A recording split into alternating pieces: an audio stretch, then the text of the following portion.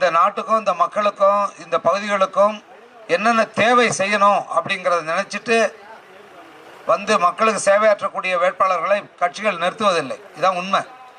அப்போ மக்கள் என்ன செய்வாங்க? இருக்கிறதுக்குள்ளேயே சுமாரான ஒரு ஆளை தேர்ந்தெடுக்கணும். இல்லை பல நேரம் அது ஒன்றும் இல்லாமலே போயிடும். அப்போ ஒவ்வொரு தேர்தலும் இதில் வந்து வீணாக்கிட்டு இருக்கு. நாஞ்சில் நாடன் ஒரு கதை எழுதியிருக்கார். அதுதான் நான் இந்த இடத்துல சொல்லணும். 48 ஆண்டுகளுக்கு முன்பு எழுதப்பட்ட அந்த கதை வாக்கு பொறுக்கிகள் கதை பேர்.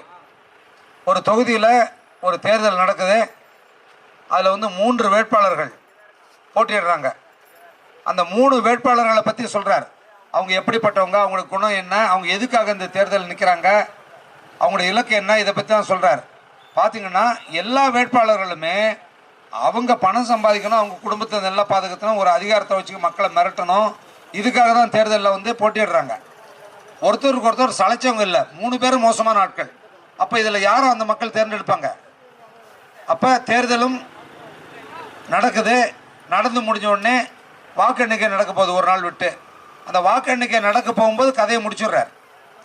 அப்போ இதிலேருந்து ஒரு ஆள் தான் வந்து யாரோ தேர்ந்தெடுக்க போகிறாங்க. எதுக்கு இந்த எலெக்ஷன் கேட்குறாரு.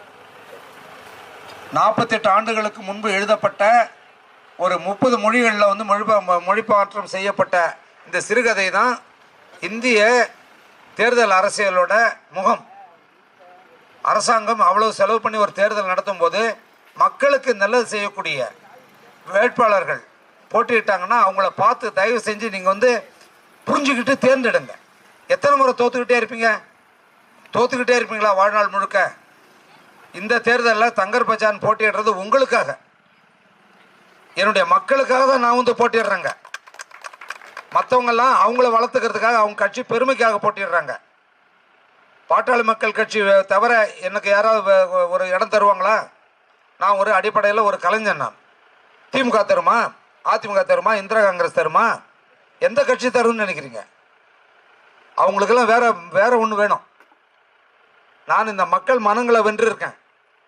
நான் எப்படி என்னுடைய திரைப்படங்கள் மூலமாக நல்ல கருத்துக்களை இந்த மக்களுடைய முன்னேற்றத்துக்காக எப்படி நான் சொன்னனோ அதே மாதிரி தான் என்னுடைய செயல்பாடும் இருக்கும். தேர்ந்தெடுக்கப்பட்ட பின்பு ஒரு எம்பியாக நான் என்னுடைய மக்களுக்கு அவங்க கேட்காமலே எல்லாத்தையும் நான் செய்திருவேன். அவங்களுக்கு தெரியாது சிலதெல்லாம். உலக அளவில் இன்னைக்கு எவ்வளவோ வசதி வாய்ப்புகள் இருக்குது. முதல்ல அந்த படிக்காத பசங்க ஒருத்தம் கூட அங்கே இருக்கக்கூடாது. 2வது படித்த பசங்க வேலை இல்லாமல் இருக்கக்கூடாது. வேலை இல்லாமல் என் கண்ணில் நிற்கவே கூடாது. நான் எவன் காலையிலே விழுந்தாவது நான் வேலையை வாங்கி கொடுத்துருவேங்க.